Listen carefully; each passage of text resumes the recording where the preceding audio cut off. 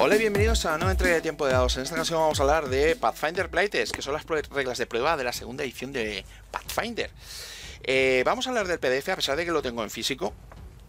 Y voy a afrontar este Tiempo de Dados de una manera un poco atípica. Aunque ya algunos veteranos seguramente lo habréis visto, me habréis visto hacer cosas parecidas, sobre todo en cosas que tengan PDFs más o menos abiertos. De hecho, este PDF que vamos a mirar está disponible directamente en la página web de Paizo. Es de la segunda edición de Pathfinder, que, como ya sabéis, es uno de los juegos más grandes que hay en el mercado. Es el heredero de lo que sería Dungeons & Dragons 3.5 y evidentemente esto es Pathfinder, pero de Pathfinder segunda edición, que es heredero del Pathfinder primera edición, el juego insignia de Paizo, que sirve para jugar las sendas de aventuras, que están ambientadas en Golarion, que es un juego de rol fantasía súper alta. Ya podéis ver por aquí la portadita de Wayne Reynolds, que es súper espectacular. De hecho, el arte que hay aquí en este libro, que no es especialmente caro, de hecho cuesta menos de 30 euros, está todo color. No tiene mucho arte, porque principalmente casi todo es regla y regla, y casi todo el arte es reutilizado.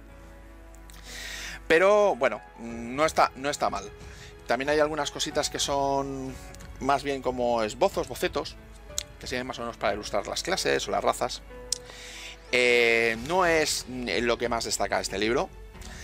Lo que destaca sobre todo en este libro es principalmente el contenido. Tenemos prácticamente todas las reglas de prueba, reglas para llevar un personaje de fantasía de nivel 1 a 20, pero no son reglas finales, lo cual significa que hay algunos problemas de edición, hay erratas bastante gordas. Y sobre todo lo que tenemos es mucha densidad de reglas, y destaco lo de mucha densidad de reglas. Esto no es un juego de rol para gente que quiera empezar a jugar a rol. Esto es un juego de rol principalmente para gente que quiera probar las reglas de Pathfinder. No es como por ejemplo la primera edición, el playtest de la primera edición, que prácticamente era un manual con ciertas mejoras con respecto a Dungeons & Dragons 3.5. Más o menos, si te conocías Dungeons & Dragons, podías acceder a esa beta y más o menos aplicar las reglas en una campaña en curso. Aquí tienes que más o menos probarlo dentro del entorno en que más o menos te detallan. Tiene un bestiario con unas criaturas muy concretas, unas aventuras que tienen ciertos objetivos muy concretos. En la página web de Paizo podéis rellenar informes en caso de que queráis más o menos dar vuestras impresiones acerca de las reglas, que tal os han parecido. Y bueno, evidentemente, como había probado la primera edición, no he podido privarme de probar la segunda edición y de leérmela.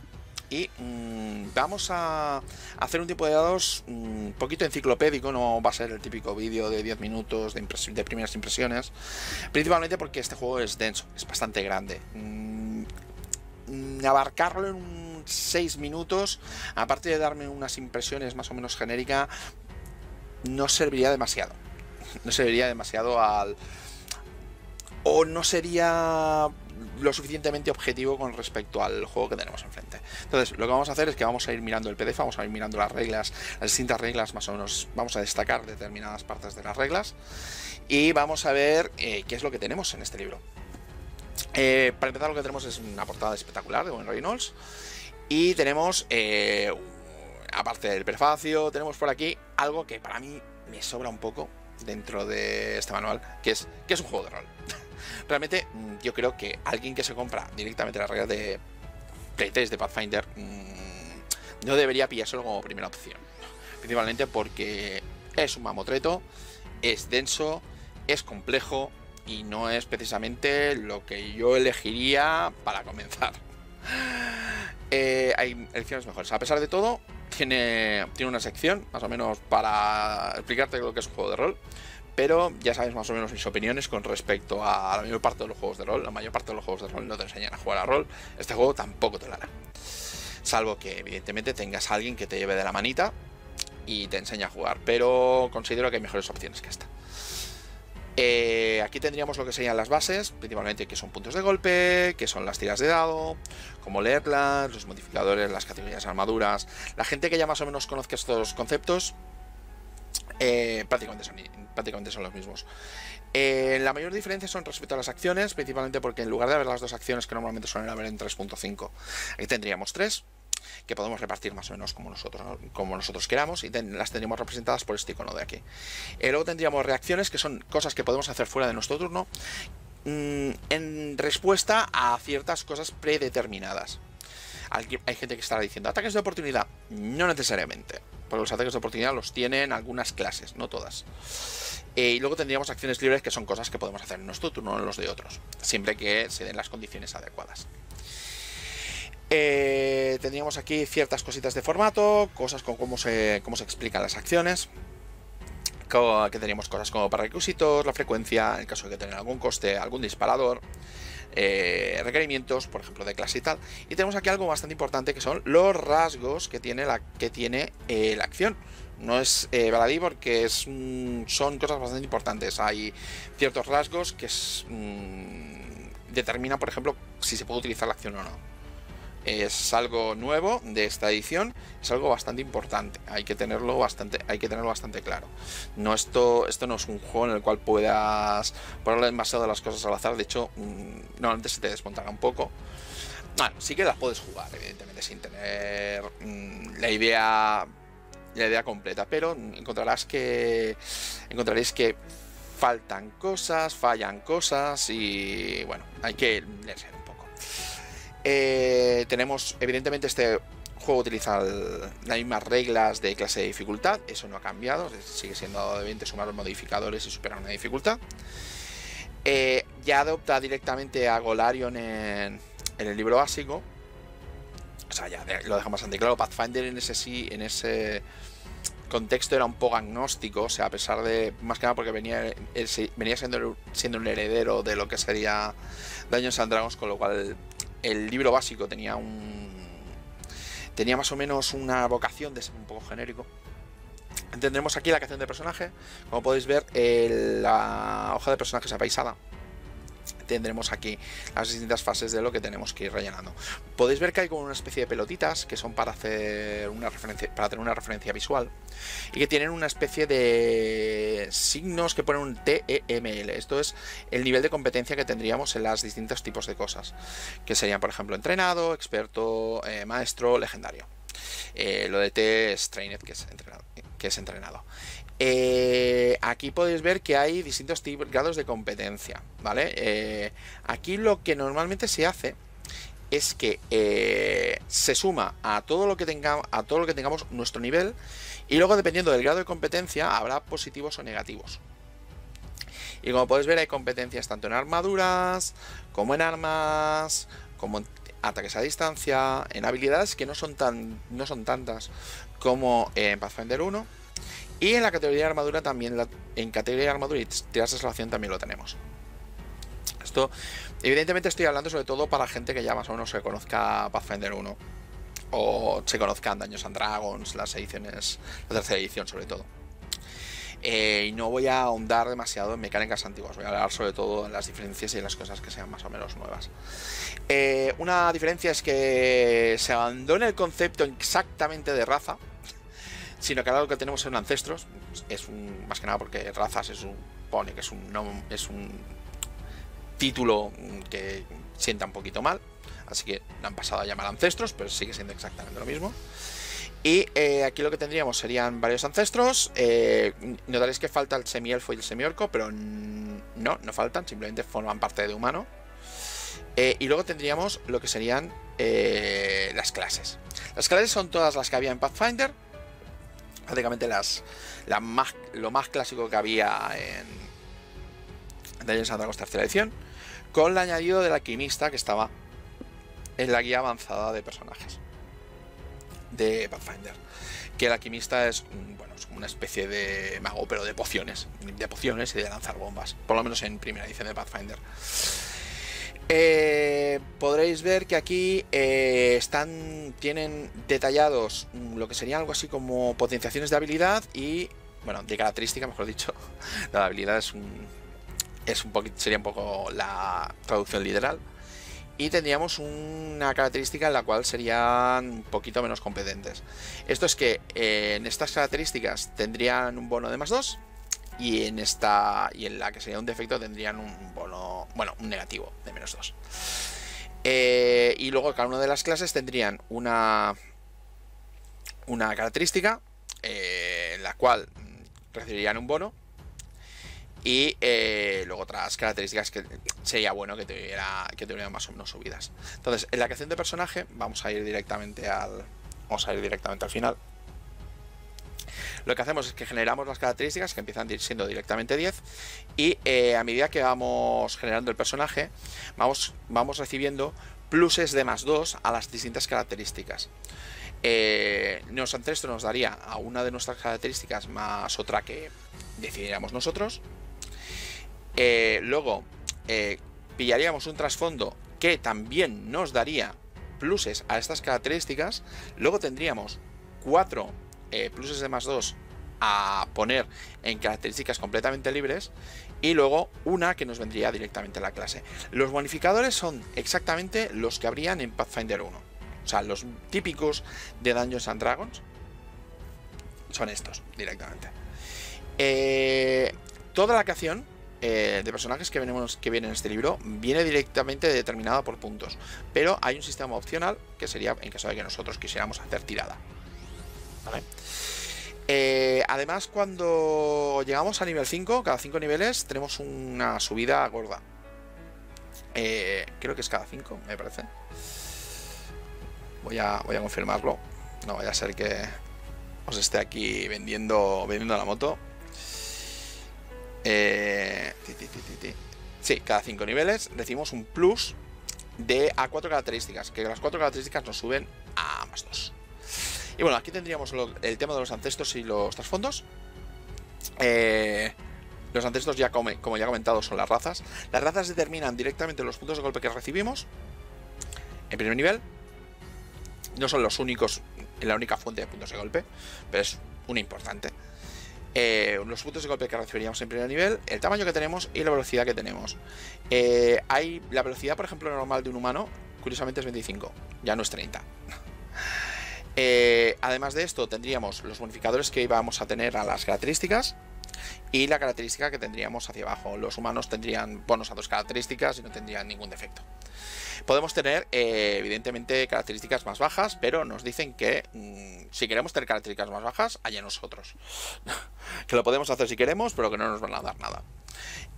Los idiomas vienen determinados por la inteligencia. En caso de que tengamos inteligencia 14 o más, nos darían más idiomas. Los rasgos que nosotros tendríamos, si tenemos visión en la oscuridad o no. Y habilidades y otras habilidades que pudiéramos tener ya directamente determinadas por la raza.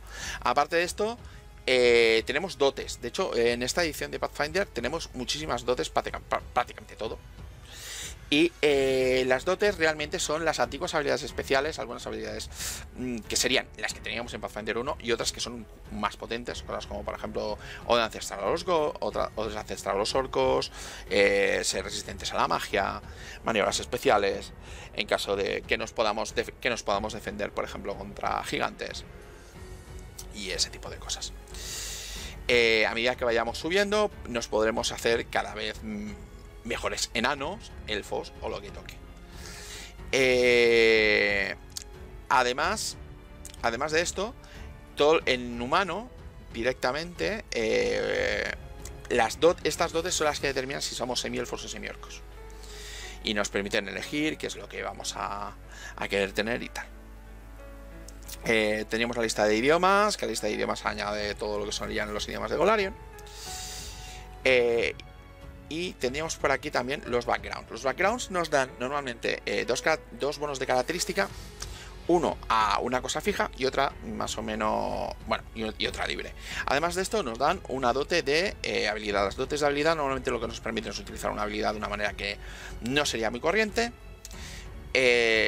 hacerlo mejor o bonificarnos determinado tipo de tiradas. Normalmente, hay evidentemente dotes de todo tipo. Tendríamos por aquí el tema de los idiomas. Luego tendríamos las clases. Las clases, cada una de ellas tienen una característica principal, a la cual, que es lo que vamos a utilizar y que nos darán un bono directamente de +2. Ah, por cierto, ninguna de las características pueden superar el 18, por lo menos en la creación de personaje. Y normalmente ninguna de las fases nos permiten repetir la misma característica. Además nos dan algunos puntos de golpe, nos determinan si estamos entrenados en percepción y qué tipo de entrenamiento tenemos, algunos que están entrenados y otros que son expertos, por ejemplo. Las tiras de salvación, qué grado de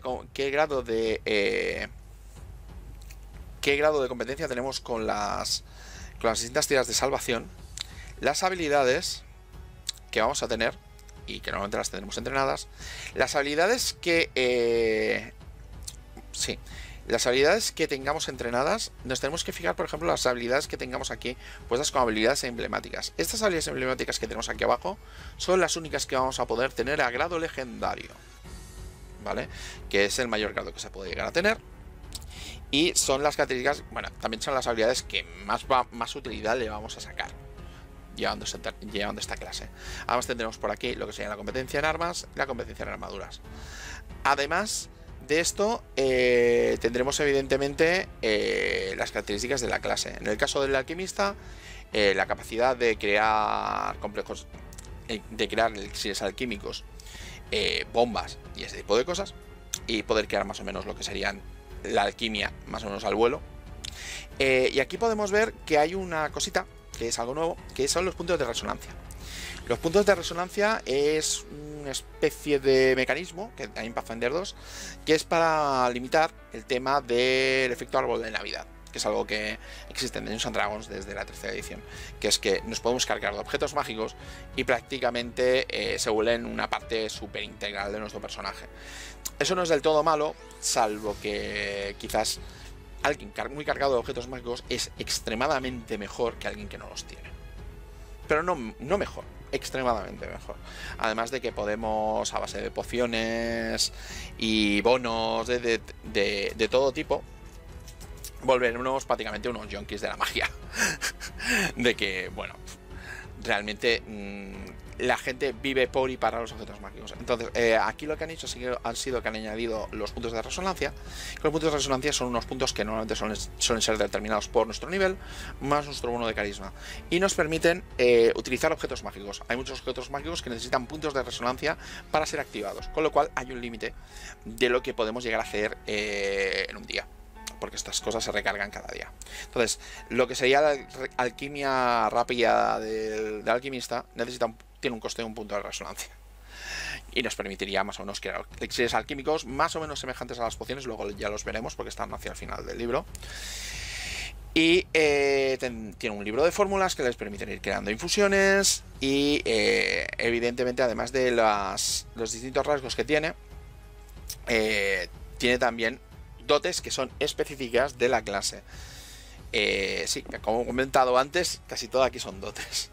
En lugar directamente de capacidades determinadas, lo que tenemos son dotes que nos permiten activar, personalizar, mejor dicho, lo que sería el personaje, dándole las distintas habilidades que normalmente solían ser habilidades que se nos daban por determinado nivel, o a veces se nos daban a elegir.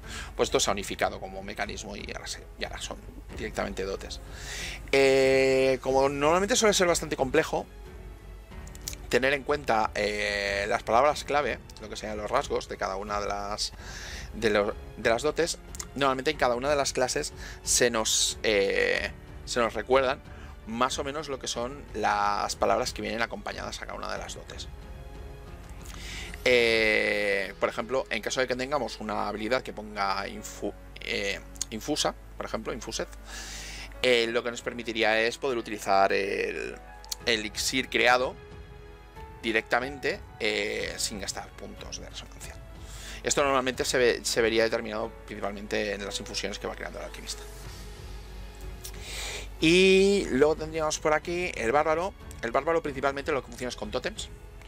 Va eligiendo tótems y los tótems le dan distintos tipos de habilidades, cosas como por ejemplo ataques cuerpo a cuerpo, y distintos tipos de habilidades asociadas con el tipo de criatura a la cual se ha asociado. Y lo que serían evidentemente gana la habilidad de rabia, que le penaliza la armadura, pero le permite tener un bono al daño y ese tipo de cosas. Tendríamos también por aquí dotes que nos permiten, por ejemplo, potenciar la rabia, o otro tipo de habilidades que nos permitirían sobrevivir. Y tenemos por aquí, evidentemente, también los términos clave. Voy a ir un poquito más rápido, principalmente porque vamos para la página 61 y nos quedan 300 y pico. También teníamos al bardo. El bardo, podéis ver que es un caster completo, que lanza conjuros completamente. Es un lanzador espontáneo, lo cual en esta edición de Pathfinder funciona de una manera un poquito distinta, que eso ya llegaré en lo que sería el apartado de magia. Y aquí es un poquito bastante más musical. De hecho, tiene habilidades que sirven para, por ejemplo, ignorar los componentes verbales si, por ejemplo, está tocando la flauta. Más que nada para darle un tono bastante más conforme a lo que se espera más o menos de un bardo que utilice magia musical. Además tenemos aquí ya la primera referencia, una de las primeras referencias a cómo es la lista de magia. De hecho, ya no hay las listas personalizadas de cada una de las clases, sino que principalmente hay 4 listas, que serían arcana, divina, ocultismo y primaria, que sería algo así como de sintonización con la naturaleza y tal. Y ahora gente que diga, esto me suena a cuarta, y yo diré, es correcto. A mí también me suena a cuarta edición de Dungeons and Dragons. No es la única cosa que me suena de la cuarta edición de Dungeons and Dragons. Luego, además de esto, tiene una musa que, salvando las distancias con los patrones de quintas, son cosas que le dan determinados poderes. Y tendríamos también, por ejemplo, las composiciones, que las composiciones serían poderes que tiene el bardo, que vendrían más o menos a suplir lo que era antiguamente la inspiración bárdica, la contracanción bárdica. Aquí serían directamente como pequeños hechizos o poderes que se potencian con puntos de conjuro.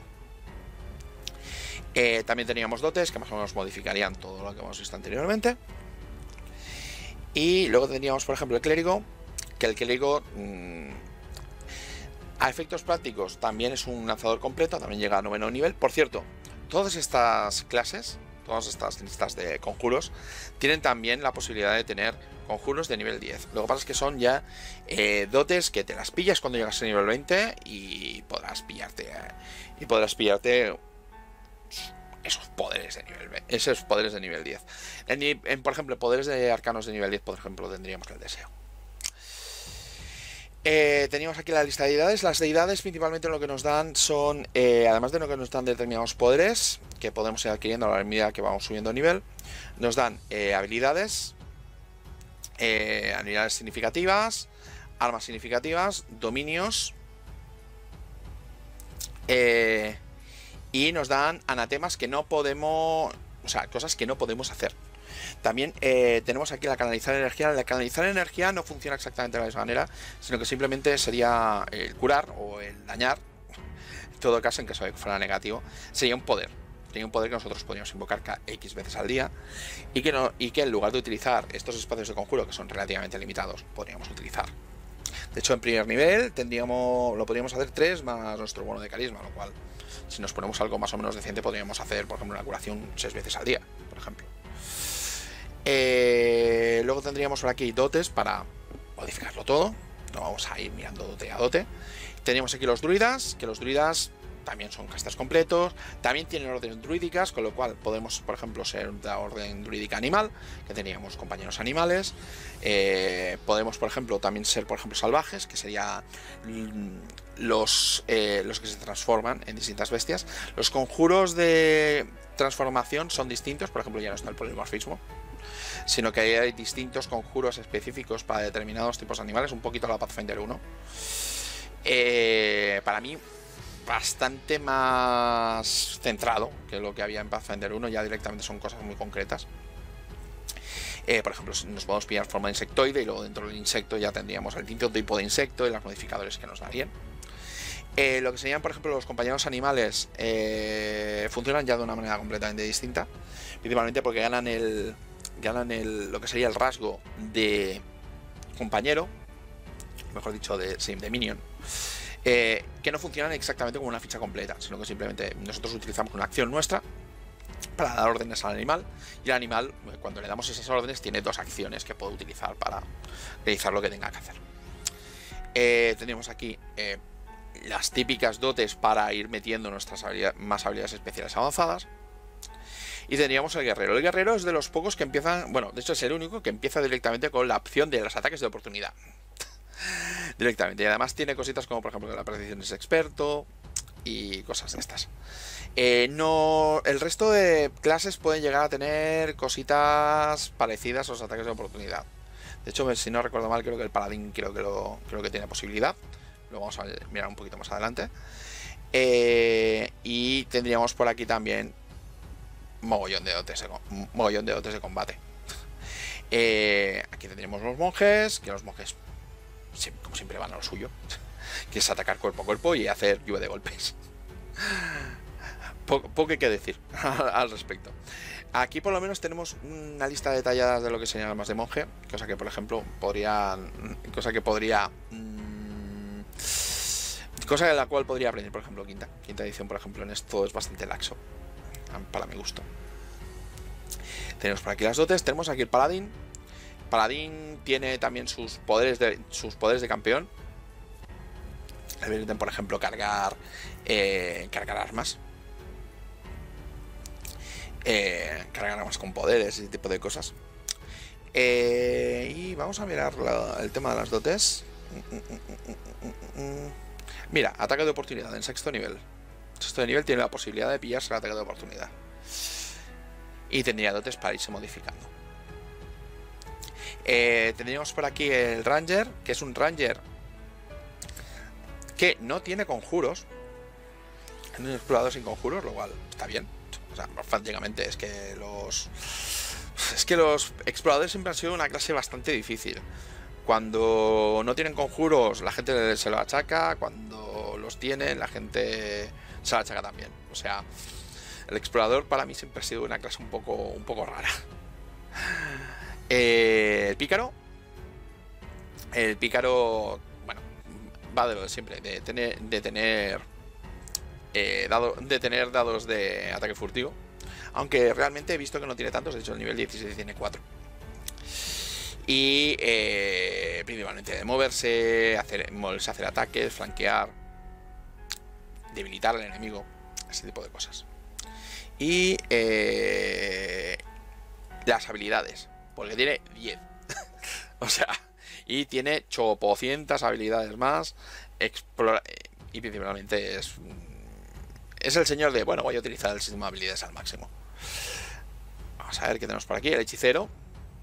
El hechicero es curioso, porque el hechicero, cuando se ha hablado de las distintas clases de magia, si podéis ver en las distintas ramas, bueno, los distintos legados de sangre, dependiendo de si es aberrante, angélico, demónico, tal, las listas de conjuros son distintas. Las listas de conjuros son distintas y tal. En el caso de los clérigos, por ejemplo, tenían lista divina y dependiendo de la deidad les daban algunos conjuros extra. Pero aquí ya directamente son distintos tipos de magia y poderes a saco. De hecho, como podéis ver, la lista de hecho, lo que han conseguido con esto de las dotes y de los poderes es que cada una de estas líneas, realmente fijaos el poco texto que tiene. Eso es porque luego lo vamos a tener más o menos detallado. Y aquí tendríamos para modificar el personaje y tendríamos los magos. Los magos serían más o menos una cosa muy parecida. Podemos elegir ser especialista, con lo cual tendríamos un lanzamiento más. Y son lanzadores preparados, a diferencia de lo que serían bardos y hechiceros. El clérigo tiene que preparar conjuros. Esto es importante luego más adelante para cosas de aumentar los conjuros. Y aquí también hay el concepto de aumentar el conjuro, que en quinta edición. Pero en este caso el mago, por ejemplo, para aumentar un conjuro no lo puede aumentar de base. Tiene que memorizar el conjuro de manera aumentada. No lo puedes hacer mientras lo estás lanzando. Hay otras maneras, por ejemplo, en el caso del clérigo, de modificar algunos conjuros. Hay algunos conjuros que puedes añadir, quitar componentes, y los conjuros son distintos dependiendo de cómo lances el conjuro. Sobre todo ya lo veremos en el caso de curación, un poquito más adelante. Tenemos aquí como más o menos modificar todo lo que sería el mago con las dotes. Aquí tendríamos las habilidades. Las habilidades tendríamos, como podéis ver, la lista es cortita. Tendríamos usos no entrenados, que puede hacer prácticamente todo el mundo, y usos entrenados, que hace falta que nosotros tengamos la habilidad entrenada para poder utilizarlas. Aquí os recuerdo que no solamente está el entrenado o el entrenado, sino además está el entrenado, está el experto, el maestro y el legendario. Principalmente casi todos estos niveles, principalmente lo que te van dando es +1, +1, +1. O sea, no mejora tanto con respecto a tener simplemente la habilidad entrenada, pero nos desbloquean sobre todo las dotes y habilidades nuevas, usos nuevos y potenciaciones que podemos hacer. Aquí podríamos ver, por ejemplo, lo que sería el mecanismo de lanzamiento de los dados y tal, que en casi todos los usos tendríamos lo que sería el éxito crítico y el fallo crítico. Vale, ¿cómo funcionan las tiradas en Pathfinder? Aquí es donde nos vamos a explayar un poco. Tendríamos un dado de 20, supera la dificultad, pero si superamos la dificultad por más de 10 es crítico, y si fallamos la dificultad por más de 10 es fallo crítico, lo cual significa que en distintos usos tendremos distintos efectos. Además de eso, un 1 y un 20 es pifia y crítico respectivamente. Y aquí tendríamos distintos usos, como por ejemplo si queremos pasar por ejemplo en la acrobacia, si queremos pasar por una zona amenazada. Curiosamente esto lo podemos hacer sin estar entrenados. Y entrenados serías para ver si nos podemos maniobrar mientras estamos volando. Cosas curiosas. Por ejemplo en arcano, sin entrenar, lo que podemos hacer es intentar recuperar conocimiento, a ver si nos suena algo. Y luego teníamos, por ejemplo, identificar magia y ese tipo de cosas en caso de tener la habilidad entrenada. Y así un poquito con todo. Así que vamos a pasar directamente a las dotes generales. Como podéis saber, hay 800. Aparte de las que no están relacionadas directamente con habilidades, tenemos un montón que están relacionadas con habilidades y nos permiten hacer usos extraordinarios o nuevos de las distintas habilidades. Y que las tendríamos, no son los detalladas aquí. Como podéis ver, comparativamente tampoco son tantas, aunque la lista, la verdad es que es impresionante. Llegamos por la página 180. Hay juegos de rol que tienen menos páginas que esto. Y luego llegaríamos al equipo. El equipo, además de tener... Bueno, hemos pasado a lo que sería el estándar de plata. Eso para empezar. Empezamos con 150 monedas de plata, con lo cual hay cosas que nos valgan oro ya es extremadamente caro. Y tenemos por aquí algunos conceptos que veréis, por ejemplo, el tema de los objetos rotos, cosa que se va a utilizar más de lo normal, principalmente por el uso de escudos.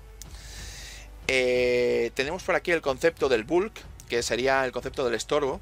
De hecho, para simplificar un poquito todo lo que sería el tema de la carga, hay algunos elementos que son especialmente pesados. Con lo cual, simplemente nos tenemos que anotar las cositas que van a ser pesadas de nuestro equipo y ya con eso ya más o menos podemos hacer. Hay algunas cosas que son bastante ligeras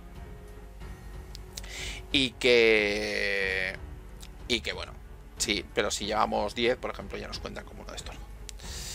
Tendremos por aquí las armaduras, que más o menos siguen la clasificación que había antiguamente en tercera edición, con quizás las excepciones de los escudos, cómo se utilizan, y de que están las armaduras para toque. En tercera edición las armaduras no contaban para nada para cuestiones de ataques de toque, salvo ciertas armaduras mágicas. En estas hay algunas que sí que cuentan para aislarnos más o menos de lo que serían ataques de rayos y cosas de estas. Además hay que tener en cuenta de que la armadura funciona de una manera distinta en esta edición de Pathfinder y sube con respecto a nuestro nivel. De hecho, si estamos entrenados con la armadura, vamos a tener nuestro nivel +1, porque el +1 nos viene por el entrenamiento. Y además de esto, tendremos el bono que tengamos de armadura. Con lo cual podéis ver que la armadura de placas completas solamente da más 6. Pero nos da más 6, si por ejemplo estuviéramos en primer nivel, que eso sería nivel 1 más 1 de entrenado, serían 2, más el bono de CA de lo que sería la armadura, tendríamos el más 8 que normalmente nos daría una armadura de placas. Aparte de eso tendríamos todo lo que serían los escudos y tal. Luego además tendríamos por aquí ciertos rasgos, como por ejemplo que sea ruidoso, que sea especialmente... que nos impedimentan, lo que sería el máximo de bonificador de destreza, que esto más o menos se mantiene, salvo con diferencias de que los números son un poco distintos, y lo que sería el penalizador de armadura. Una de las cositas que podemos hacer con los escudos, por cierto, es que los escudos no siempre cuentan para la armadura, hace falta activarlos. Y esto puede depender dependiendo de la clase que tengamos, pero normalmente suele ser una acción. Una acción en nuestro turno, levantamos el escudo y nos cuenta. Luego tendríamos todo lo que sean las armas. Como podéis ver, las armas hay cambios. Hay cambios bastante dramáticos. De hecho, los tipos de daño han cambiado. Por ejemplo, el espadón, ya no hay armas que hagan varios dados, sino que hacen todos un tipo de dado y un tipo de daño muy concreto. Y tienen rasgos de armas, que los rasgos de armas son... hay que más o menos fijarse. Luego hay versátiles que permiten hacer varios tipos de daño. Por ejemplo, la espada de los espadones, por ejemplo, el espadón hace un dado de 12 en lugar de los dados de 6 que hacía. Es versátil, con lo cual en lugar de hacer daño slashing, que es cortante, puede hacer un daño penetrante en caso de necesario. La Glaive, por ejemplo, hace un dado de 8 cortante, pero tiene el rasgo de mortal dado de 8, que significa que si haces crítico, añades un dado de 8. Además, por cierto, los críticos aquí en combate lo que hacen es que te duplican el daño. Pero, por ejemplo, en el caso del arma mortífera, como son dados que se dan solamente en caso de críticos, no se multiplican. Tiene alcance. Y, bueno, por ejemplo, las hachas tienen la habilidad de sweep, que permite atacar a varios enemigos. En el caso de que ataques a un enemigo y luego ataques a otro, tienes un +1. Y bueno, aquí hay armas Goblin, evidentemente porque los Goblins ahora mismo, o sea, son raza jugadora, que es algo que a mí no me acaba de hacer, pero a la mayor parte de la gente sí, así que no voy a hacer demasiados comentarios al respecto. Y que tendríamos todo lo que son rasgos de armas, es todo lo que os estaba diciendo. Y más o menos hay que tener más o menos en cuenta los ataques de cada arma, porque casi todas las armas tienen alguna regla más o menos especial que si sois nuevos os van a resultar nuevas. Y hay algunas que son... Aquí hay algo que es especialización de crítico, que con ciertas dotes, habilidades de clase y tal, te pueden garantizar, por ejemplo, la especialización en crítico en algo, que significa que añades un efecto especial en caso de que vayas a hacer un crítico. Y luego tendríamos el equipo, que aquí una de las cosas que he hecho en falta, que supongo que arreglarán con la edición final, es que me faltan los packs de cosas ya hechas, porque eso de comprar cosas individualmente a mí la verdad es que me da un poco de... La verdad es que me resulta muy cómodo tenerlo todo agrupado, la verdad. Teníamos aquí precios de fórmulas, de lanzamiento de conjuros, de armaduras para animales, de animales, la que sería la calidad de la calidad del equipo, cosa que más o menos se mantiene. Hay que decir que los objetos mágicos funcionan de una manera distinta, sobre todo los objetos sumando, porque dan más cosas, aparte de darnos un +1 o un +2. Cómo modificar las cosas con los objetos con respecto a los tamaños que hay. Y aquí tendríamos el tema de los conjuros. Los conjuros más o menos a grandes rasgos se mantienen con la misma lógica de siempre, la típica lógica vanciana. Con el pequeña salvedad de que cada uno de los componentes nos cuesta una acción. Como podéis ver, cada uno de los componentes cuesta una acción. ¿De acuerdo? El tema está en que, por ejemplo, la concentración, si podéis ver, es una acción. En caso de que tengamos, por ejemplo, un conjuro en el cual tengamos que concentrarnos, vamos a tener que mantener una de nuestras acciones para mantener ese conjuro. Y además no puede durar más de, por ejemplo, 10 minutos, porque nos fatigaría. Tendríamos por aquí la lista de conjuros. Es una lista de conjuros bastante inmensa. Hay conjuros repetidos entre distintas ramas. Por ejemplo, la rama ocultista y la rama arcana tendrían, por ejemplo, tienen conjuros muy comunes. Por ejemplo, la horrible risa, que no es de tasa porque esto es Pathfinder, está en las más listas, por ejemplo. Y aquí tendríamos descripciones no solo de los conjuros, sino también de los poderes. Y tendríamos por aquí una clasificación que creo que van a corregir, que sería de la rareza de los distintos poderes. De hecho, hay una clasificación, creo que anda por aquí, que es que los negros son los más comunes, y luego a partir de ahí, a medida que se van haciendo cada vez más claritos, son poderes cada vez más raros. Y como poder, por ejemplo, aquí hay un conjuro de nivel 10 que te permite convertirte en avatar. Que esto debe ser claramente divino. Que dependiendo de si eres un avatar de tal, te da determinados poderes. La mayor parte de los conjuros no utilizan escalado por nivel. Me refiero, la bola de fuego ya no hace X dados de 6 por nivel de lanzador, sino que va dependiendo de lo potenciado que esté el conjuro.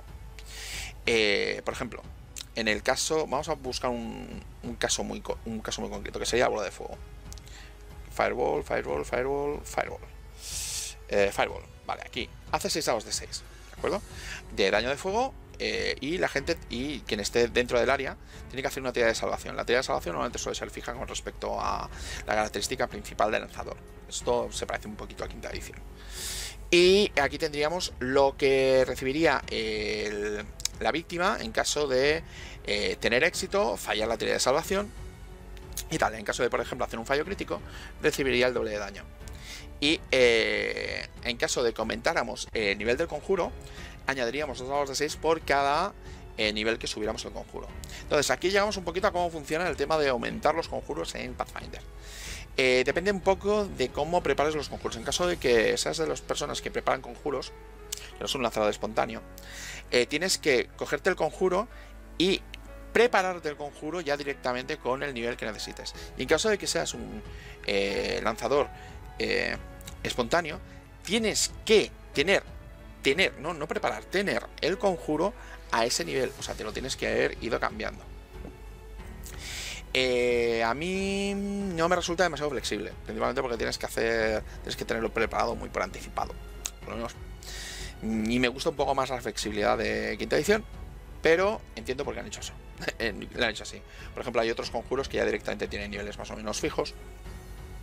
Por ejemplo, el Semillas de Fuego, que normalmente suele ser de nivel 6 y tiene versiones de nivel 8 y nivel 9. ¿Vale? Da un poquito de variedad con respecto a los conjuros, pero es un poco lo que hay. Curiosamente, el conjuro de portal es de nivel 10. Ya no vamos a ver tantos conjuros de portal por ahí, quizá. No, estoy seguro que los demonios seguramente lo harán. Luego por aquí hay una cosa, ya terminando con el tema de los conjuros, que va a ser bastante... A ver, vamos a ver si llegamos al final, porque hay, como siempre, hay sobre cientos conjuros. No, a ver, no, ya casi me lo pasaba. Vale, aquí, los rituales. Existen los rituales. Es una antigua idea de... No de cuarta edición, aunque lo parezca. De tercera edición ya existían los rituales. Y estos son más parecidos a los rituales que había en tercera edición, que eran poderes que se podían ejecutar incluso aunque no fueras lanzador de conjuros. Que son poderes muy grandes y que necesitan mucho tiempo para poder realizarse.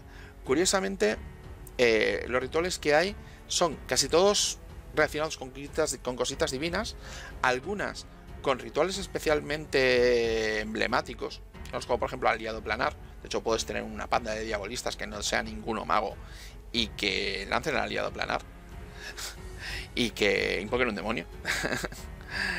Y tendríamos, por ejemplo, el ritual de resurrección, que sería para resucitar a los jugadores y tal. Está determinado por esto. Tienen un nivel los rituales, y eso entra a colación con respecto a cierta cosa que tiene esta versión de Pathfinder, que es que las dificultades son relativas al personaje que tengas. Quiero decir, este ritual es, por ejemplo, de nivel 5. Eso significa que a la hora de determinar la dificultad, por ejemplo, a la hora de lanzar este conjuro, estos conjuros normalmente se suelen lanzar con con habilidades, en este caso religión. El ritual es de nivel 5, con lo cual para calcular la dificultad tienes que multiplicar el ritual por 2, con lo cual sería nivel 10, y sería un ritual, este ritual tendría una dificultad severa de nivel 10. ¿Eso qué quiere decir? Ahora me voy a avanzar mucho, pero va a valer la pena. Vale, esta es una tabla de las dificultades relativas. No, creo que no era severa. Sí, era severa, sí. De las dificultades relativas. Aquí, dependiendo del nivel que tengas, tienes unas determinadas dificultades. Unas dificultades triviales, bajas, altas, severas y extremas. Entonces, si por ejemplo es de nivel 7, vas a tener unas dificultades X. A mí no me acaba de gustar el tema de que las dificultades sean relativas al nivel en el cual estás, principalmente porque te da una falsa sensación de progreso.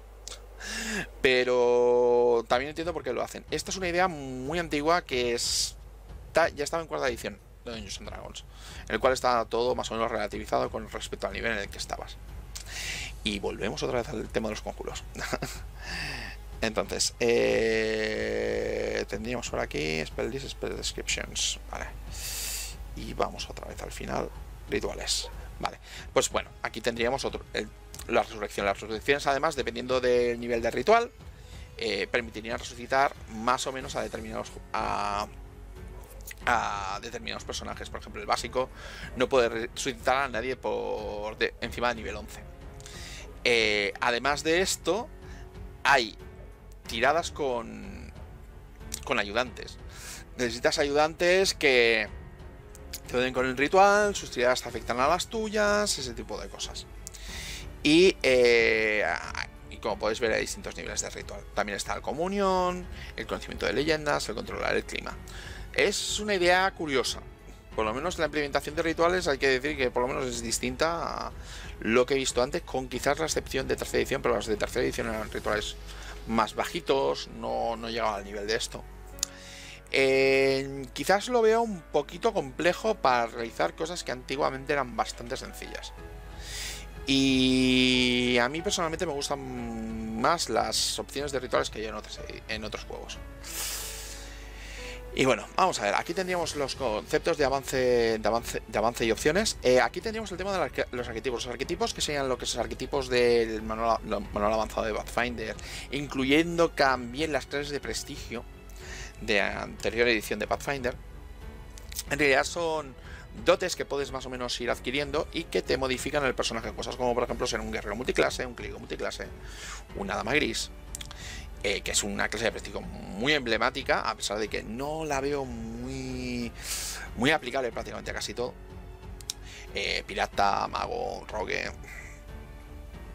Tenemos aquí las reglas de compañeros animales, que más o menos van avanzando a medida que vas progresando.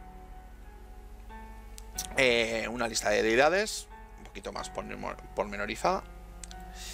Y tendríamos aquí las explicaciones de cómo funciona el sistema. Sí, después de, creo que llevamos casi una hora, aquí te explica más o menos cómo funciona el tema de no estar entrenado, ser experto, ser maestro y ser legendario. Como podéis ver, todo viene relativamente a cómo funciona el nivel. Es un poquito parecido a lo que sería la competencia de otros juegos, pero aquí va directamente con el nivel de personaje, lo cual hace que la curva sea, o sea, todo lo que sean las dificultades y tal tengan que estar relativizadas, porque si no las cosas se van a volver muy fáciles muy pronto, o si vas a algo que está unos 4 o 5 niveles por encima, te vas a encontrar con auténticos problemas. Aquí nos explicarían cómo van el tema de los bonos. Hay muy poquitos tipos de bonos, realmente los bonos circunstanciales, condicionales y de objeto.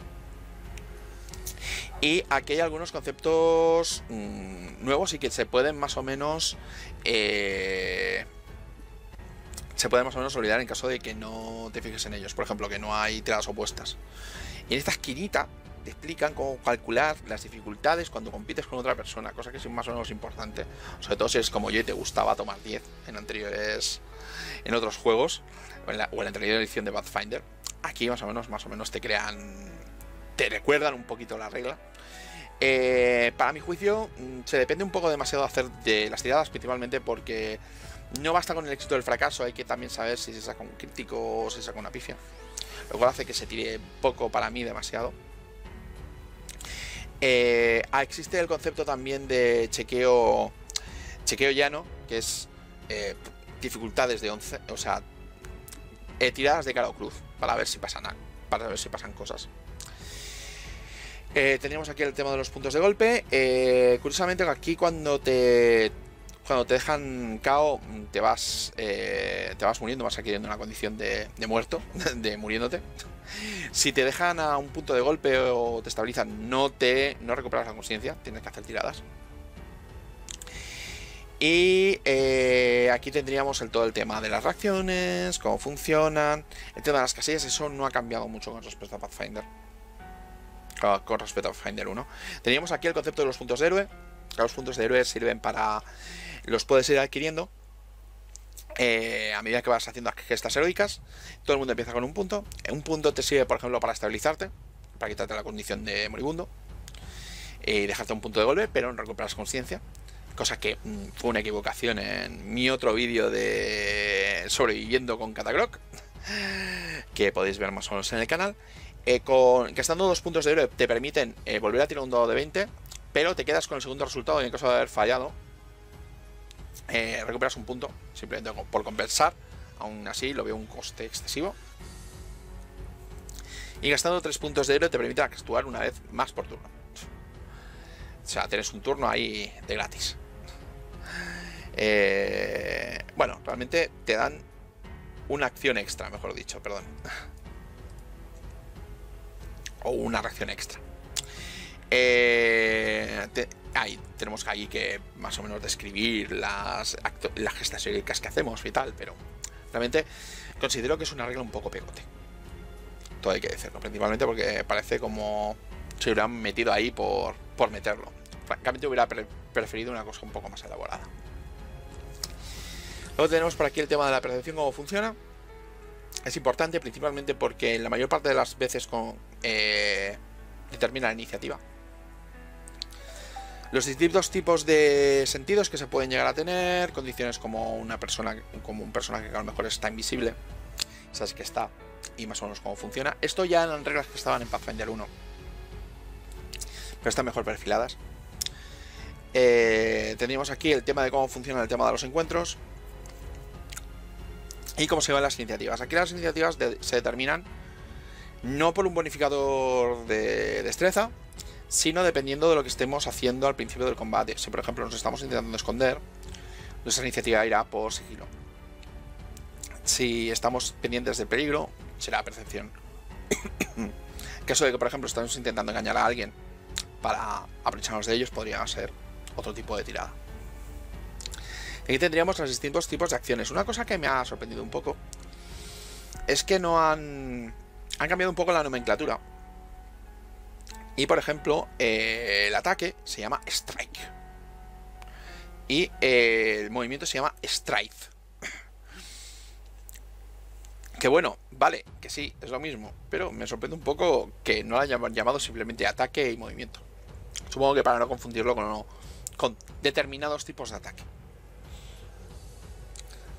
Además, bueno, tenemos distintos tipos de movimiento, coberturas, como cubrirte, lo que te da la cobertura, ese tipo de cosas, los tipos de reacción que podemos hacer. Hay algunas reacciones un poco... Por ejemplo, aquí tenemos la de levantar el escudo. Tendremos una reacción que, por ejemplo, podemos hacer en caso de que tengamos un escudo levantado. Que el escudo levantado, recordemos que ya nos subía la armadura. Que podemos utilizar el escudo para que nos bloquee parte del daño. ¿Os acordáis que decía que era probable que se rompieran objetos? Estaba pensando principalmente en los escudos. Ahora tendríamos aquí cómo se hace el movimiento, cómo se determinan los flanqueos, cómo se determina la cobertura, que he visto que ha cambiado un poco con respecto a Pathfinder 1. Reglas del combate montado, cómo se hace el movimiento de exploración, que aquí más o menos es un intento más o menos de definir todo lo que es las tácticas de exploración y tal. Cosa que normalmente suele ser muy laxa en la mayor parte de las partidas. Y aquí tendríamos reglas de lo que podríamos hacer entre partidas. Cosas que ya se han detallado en habilidades, cosas como crear objetos, reunir información. Y tendríamos las reglas de retraining, que es que nos podemos... que sería algo así como reentrenar. Esto principalmente lo que nos permitiría es cambiar opciones que a lo mejor hubiéramos elegido en nuestro personaje, de las cuales nos arrepentimos, o por ejemplo en caso de que nos queramos preparar para un tipo de gesta muy concreta, nos permitiría cambiar, por ejemplo, un conjuro, una elección dentro de personaje. Hay cosas de raza, por ejemplo, que no se pueden cambiar, pero se pueden cambiar algunas cosas con respecto a la clase que nos permitan más o menos afrontar los peligros en el futuro. Y tenemos la lista de condiciones, que la lista de condiciones evidentemente es eterna, que tenemos chopocientas. No vamos a tratarlas todas, porque hay un montón de ataques que te dan distintos tipos de condición. Esto sobre... Si no os gustaban las condiciones de otro juego, pues aquí tenéis 2 tazas, francamente. Y aquí tendríamos lo que sería cómo hacer la partida, cómo adjudicar las reglas, cómo hacer las distintas fases de exploración y tal, pero ya más enfocada a lo que sería el máster. Cómo determinar las clases de dificultad, que eso ya lo hemos tratado antes. Las recompensas, aquí todo el mundo sube con 1000 puntos de experiencia y los PX vienen determinados al desafío que haya resultado, que haya sido lo que sería el encuentro, lo cual está bien, francamente. Yo creo que es una manera elegante de conceder experiencia. También aquí nos dicen, bueno, pues si quieres las experiencias y dar los niveles y ya está. O sea, realmente comparativamente con lo que había, es una página. Es una página solo. Reglas de entorno, reglas de peligros, incluyendo venenos, ese tipo de cosas, y tesoro. Ya he tratado el tema de cómo funciona el tema de la rareza. Está el concepto de la rareza y el concepto de la resonancia, que más o menos limita los objetos que podemos llevar. Y tenemos por aquí, evidentemente, listas de equipo con precios. Y como podéis ver, aquí el estándar del oro ha pegado un bajo. Se ha revalorizado el oro mucho. Principalmente porque ahora casi todo cuesta, sobre todo en cosas de nivel 1, 2, 3 monedas de oro. Pero es normal porque ahora va por plata todo. Y aquí tendríamos el tema de materiales y materiales especiales que podemos llegar a utilizar. Tendríamos por aquí... Estas son trampas, por lo que parece. Es que hay algunas cosas que te las encuentras casi por casualidad porque están escondidas. Hay objetos alquímicos, sobre todo para los alquimistas. Y que además vienen clasificados por el nivel que se necesitan para poder crearse. Todo hay que decirlo. Las runas, esto es sobre todo para cosas como armas y armaduras mágicas. Las runas son algo bastante especial porque además de necesitar determinado tipo de objetos, se pueden transferir entre objetos, con lo cual puedes ir añadiendo runas y te las moviendo. Es un poquito como las materias de Final Fantasy. Y curiosamente lo que serían las armas +1, +2, +3 son aquí. Son la runa de potencia de armadura y la potencia de armas, perdón. Y lo que serían las armaduras serían potencia de armadura. La potencia de armas no solamente te da pluses, sino además te da dados extra de daño. Por ejemplo, un arma +1 te da +1 de ataque y un dado extra de daño. Por eso las armas no hacen múltiples dados. ¿Vale? Porque eso teóricamente es lo que hacen los objetos mágicos. Además, para poder tener, por ejemplo, una arma +2, necesitas tener una runa de +1 y una runa de +2. Una runa de +2 en sí no te sirve para nada. En el caso de las armaduras, además de darte la potenciación de la CA y la armadura de toque también, te da además pluses a las tiras de salvación. Y además de esto, hay runas con habilidades especiales que vienen aquí detalladas. Luego tendríamos objetos mágicos, que tienen casi todos una acción de activación que a veces es gratuita y a veces tienes que dedicarle una acción para activarlas. Hay algunos objetos que necesitas investirlos con puntos de resonancia y necesitas invertirlos ahí para tenerlos activados. Y aquí tenemos 800 objetos. Las pociones, por ejemplo, gastan resonancia. Las pociones de curación. Sé que es algo que luego he mencionado también, pero es que a mí me chocó bastante. Luego tendríamos por aquí... Estos hay 800 objetos mágicos. Y aquí tendríamos una lista de rasgos. Como he dicho antes, la lista de rasgos vale la pena mirársela.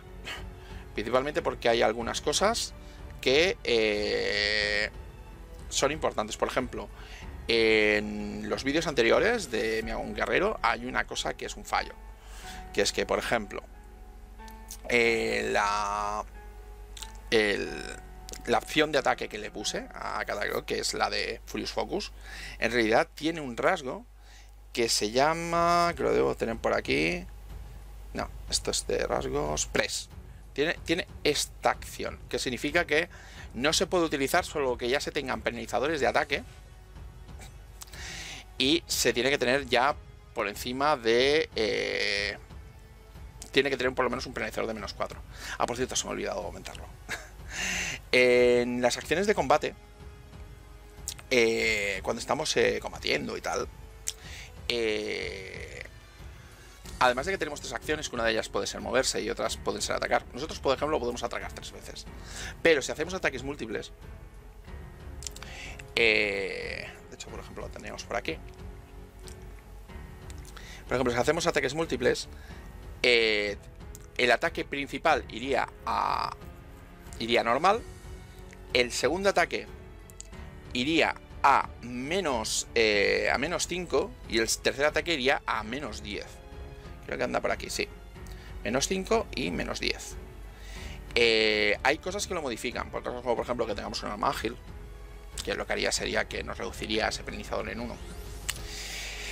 Y bueno, en un principio, en el caso del ataque furioso, no podríamos utilizar el ataque furioso directamente en el primer ataque, a pesar de que nos da la condición de que no nos contaría para ataques múltiples y tal. Tiene la opción de, tiene el tag de presa, tendría la etiqueta de presa, con lo cual solamente lo podríamos utilizar a partir del segundo ataque. Es un fallo, pero es más que nada para poneros el ejemplo de que realmente hay que fijarse. Hay que fijarse en las etiquetas, porque si no, son bastante complicadas de llevar.